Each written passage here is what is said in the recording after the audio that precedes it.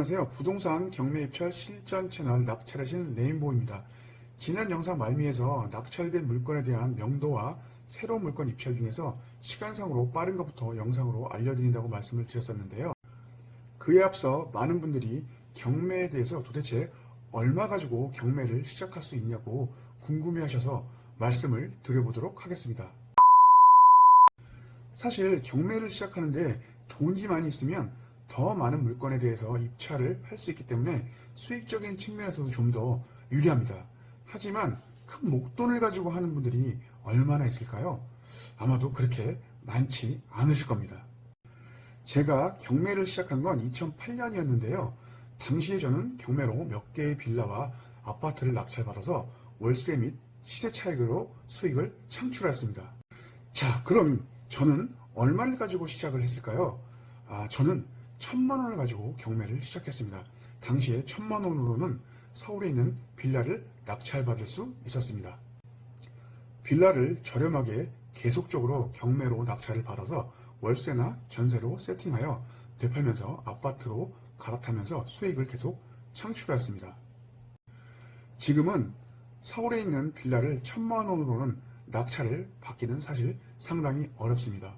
그렇다면 1,000만 원 또는 2,000만 원으로 경매를 할 수 없는 걸까요?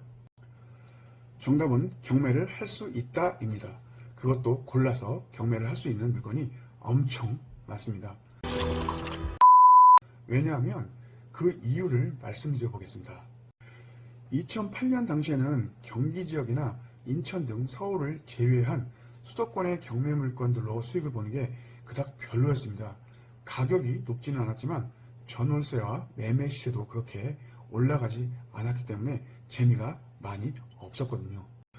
그러나 지금은 어떻죠? 서울은 물론이고 경기도에 있는 아파트와 빌라도 가격이 큰 폭으로 상승하고 있으며 이는 지방 쪽까지도 오름세로 지속되고 있어서 우리가 1,000만 원 또는 2,000만 원으로 할 수 있는 물건이 정말 생각보다 많이 있습니다.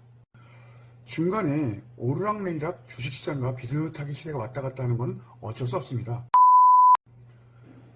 또한 정부의 주택규제로 1주택 이상 2주택, 3주택을 구입하게 되면 취득세 중과세 때문에 더 이상 주택을 살 수 없다고 생각하게 되는데요.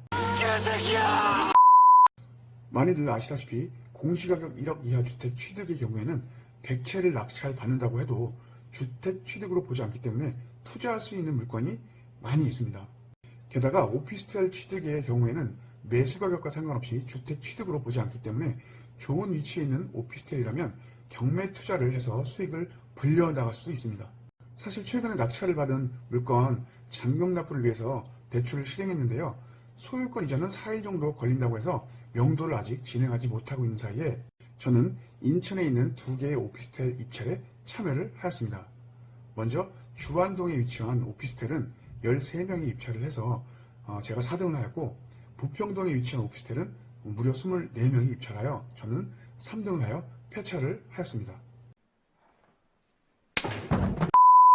제가 말씀드리고 싶은 부분은 아파트를 하나 낙찰받아서 잔금을 치르는 사이에도 저는 경매 물건 검색 및 임장 조사 등을 게을리하지 않고 매일 꾸준히 경매 분석을 하고 있었습니다. 경매로 성공하는 사람과 반면에 실패하는 사람의 차이는 다른 것이 아니라 매일 꾸준히 경매를 자기 삶의 일부로 생각하여 매일 접하는 사람과 경매를 포기해서 경매를 하지 않는 사람의 차이일 뿐이라고 감히 말씀드릴 수 있겠습니다. 여러분들 부동산 경매로 성공하고 싶으신가요? 그럼 경매를 생활의 일부라고 생각하시고 재미를 붙여보세요.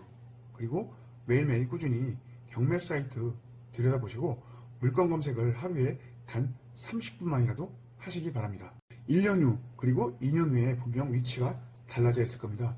저는 부동산 경매를 사업으로 시작했지만 현금 흐름과 파이프라인을 부동산 경매로만 한정하지 않고 쇼핑몰과 앱 사업으로 확장하였습니다. 월 1,000만 원을 꾸준히 월세로 받을 수 있는 건물을 가지고 있다고 한다면 그 건물은 얼마짜리일까요? 혹시 상상해 보셨나요? 적어도 20억 정도는 되는 건물을 가지고 있어야 1,000만 원 정도의 월세 수익이 가능할지 모릅니다. 이러면 완전히 나가린다. 저는 쇼핑몰과 앱 사업으로도 월 1,000만 원 이상을 벌고 있지만 그 쇼핑몰과 앱 제작 비용이 20억 정도는 아닙니다. 굳이 계산을 해보자면 1억 정도가 될까 말까 합니다. 제가 왜 이런 말씀을 드리냐면 부동산 경매를 통해서 버는 수익으로 여러 가지 사업으로 확장할 수 있는 기회를 스스로 만들 수 있다는 뜻입니다. 부동산 경매를 통해서 얻을 수 있었던 것이 무엇이었냐면요. 바로 멘탈이었습니다. 모든 성공하는 사업가들을 들여다보면 멘탈을 위한 노력을 게을리하지 않았다는 점입니다.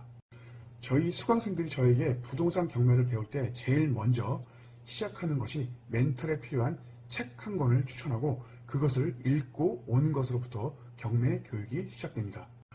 모든 사업이 그러하듯이 경매 사업도 멘탈이 중요하다고 생각합니다.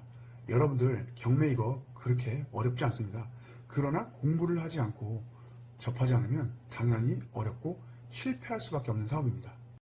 우리가 학창시절에 공부를 안 하면 성인이 돼서도 생활이 어렵듯이 지금 현 상황에서 공부를 하지 않는다면 생활이 더 좋아질 리가 없습니다.